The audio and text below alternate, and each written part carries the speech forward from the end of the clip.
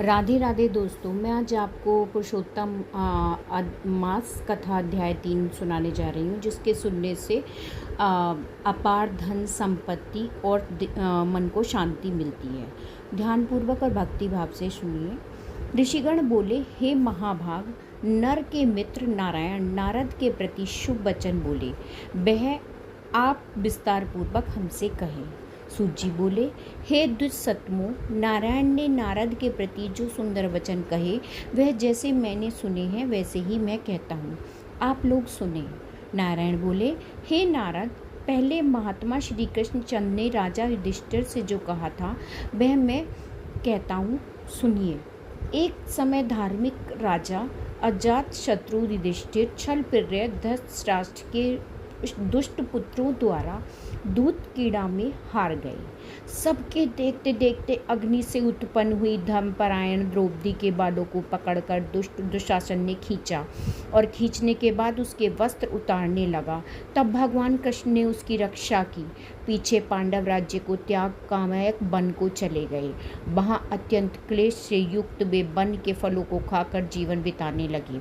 जैसे जंगली हाथियों के शरीर में बाल रहते हैं, इसी प्रकार पांडवों के शरीर में बाल हो गए। इस प्रकार दुखित पांडवों को देखने के लिए भगवान देव की सुत मुनियों के साथ कामयक वन में गए। उन भगवान को देखकर मृत शरीर में पुनः प्राण आ जाने की तरह युधिष्ठिर, भीमसेन, अर्जुन आदि प्रेम विहल होकर सहसा उठ खड़े हुए और प्रीति से श्री कृष्ण के गले मिले और भगवान कृष्ण के चरण कमलों में भक्ति से नमस्कार करने लगे।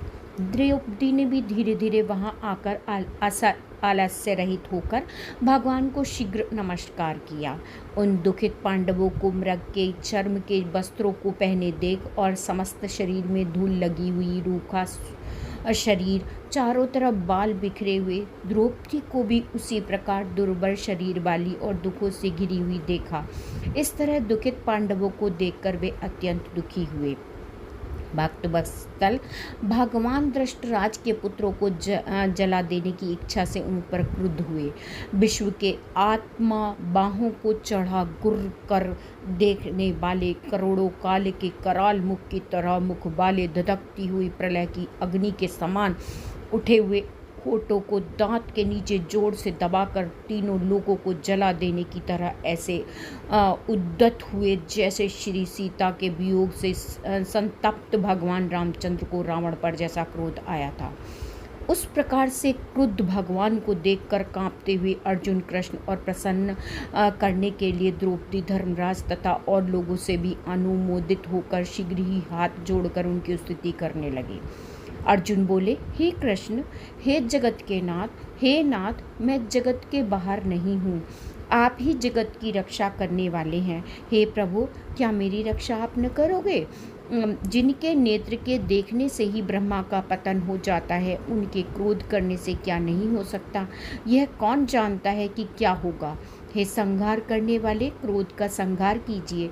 हे तात के पात, हे जगतपते, आप ऐसे पुरुषों के क्रोध से संसार को प्रलय हो जाती है। संपूर्ण तत्व को जानने वाले, सर्व वस्तुओं के कारण वेद और वेदांग के बीज आप साक्षात श्री कृष्ण हैं। मैं आपकी वंदना करता हूँ। आप ईश्वर हैं, इस चराचर संसार को अपने उत्पन्न किया है, सर्वमंगल के मांगल्य हैं और सनातन के बीज स्वरूप हैं। इसीलिए एक के अपराध से अपने बनाए समस्त विश्व का आप नाश कैसे करेंगे? कौन भला ऐसा होगा जो मच्छरों को जलाने के लिए अपने घर को जला देता हो? श्री नारायण बोले, दूसरों की वीरता को मर्दन करने वाले अर्जुन ने भगवान को इस प्रकार निवेदन कर प्रणाम किया। सूत जी बोले, श्री कृष्ण जी ने अपने क्रोध को शांत किया और स्वयं भी चंद्रमा की तरह शांत हो गए। इस प्रकार भगवान को शांत देखकर पांडव स्वस्थ हुए और प्रेम से प्रसन्न मुख एवं प्रेम विहल हुए। सबने भगवान को प्रणाम किया और जंगली कंद, मूल, फल आदि से उनकी पूजा की। नारायण बोले, तब शरण में जाने योग्य भक्तों के ऊपर कृपा करने वाले श्री कृष्ण को प्रसन्न जान विशेष प्रेम से भरे हुए नम्र अर्जुन ने बारंबार नमस्कार किया, और जो प्रश्न आपने हमसे किया है वही प्रश्न उन्होंने श्री कृष्ण से किया। इस प्रकार अर्जुन का प्रश्न सुनकर श्री कृष्ण क्षण मात्र मन से सोचकर अपनी सुहृद पांडवों को और व्रत को धारण की हुई द्रौपदी को आश्वासन देते हुए वक्ताओं में श्रेष्ठ श्री कृष्ण पांडवों से हित कर वचन बोले। श्री कृष्ण जी बोले, हे राजन, हे महाभाग, हे विवत्सो, अब मेरा वचन सुनो। आपने यह प्रश्न अपूर्व किया है, आपको उत्तर देने में मुझे उत्साह नहीं हो रहा है। इस प्रश्न का उत्तर गुप्त से भी गुप्त है, ऋषियों को भी नहीं विदित है। फिर भी हे अर्जुन, मित्र के नाते अथवा तुम हमारे भक्त हो, इस कारण से हम कहते हैं।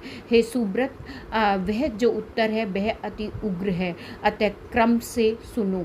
चैत्रादि जो 12 मास निमेष महीनों के दोनों पक्ष, घड़ियाँ, प्रहर, त्रिपहर, 6 ऋतुएं, मुहूर्त, दक्षिणायन और उत्तरायण, वर्ष, चारों युग, इसी प्रकार प्रारब्ध तक जो काल है, यह सब, और नदी, समुद्र, तालाब, कुएं, बावली, गढ़ियाँ, सोते, लता, औषधियाँ, वृक्ष, बांस आदि पेड़, जो काल है यह सब, और नदी, समुद्र, तालाब, कुएं, बावली, गढ़िया, सोते, लता, औषधियाँ और वृक्ष, बांस आदि पेड़, वन की औषधियाँ, नगर, गांव, पर्वत, पुरियाँ, ये सब मूर्ति वाले हैं और अपने गुणों से पूजे जाते हैं।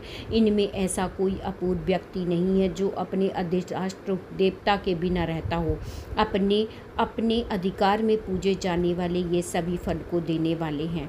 अपने अपने अधिष्ठात्र देवता के योग्य के महात्म्य से ये सब सौभाग्यवान हैं। हे पांडुनंदन, एक समय अधिमास उत्पन्न हुआ। उस उत्पन्न हुए असहाय नंदित मास को सब लोग बोले कि यह मलमास सूर्य की कांति से रहित है, अतः पूजने योग्य नहीं है। यह मास मल रूप होने से छूने योग्य नहीं है और शुभ कर्मों से अगुवाई है।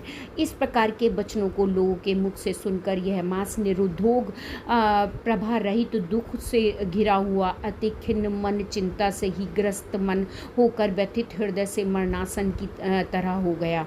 फिर वह धैर्य धारण कर मेरी शरण में आया। हे नर, बैकुंठ भवन में जहाँ मैं रहता था वहाँ पहुँचा और मेरे घर में आकर मुझ परम पुरुषोत्तम को इसने देखा। उस समय अमूल्य रत्नों से जटित सुवर्ण के सिंहासन पर बैठे मुझको देखकर यह भूमि पर साष्टांग दंडवत कर हाथ जोड़कर नेत्रों से बराबर आंसुओं की धारा बहाता हुआ धैर्य धारण कर गद गद वाणी से बोला।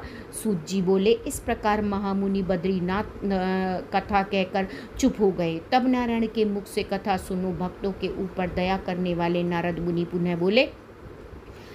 इस प्रकार अपनी पूर्ण कला से विराजमान भगवान विष्णु के निर्मल भवन में जाकर भक्ति द्वारा मिलने वाले जगत के पापों को दूर करने वाले, योगियों को भी शीघ्र न मिलने वाले, जगत को अभयदान देने वाले ब्रह्म रूप मुकुंद जहाँ पर थे उनके चरण कमलों की शरण में आया हुआ अधिक मास क्या बोला। यहीं पर मेरी पुरुषोत्तम मास अध्याय 3 की कथा समाप्त होती है। अगले अध्याय में मैं फिर मिलती हूँ। तब तक के लिए राधे राधे।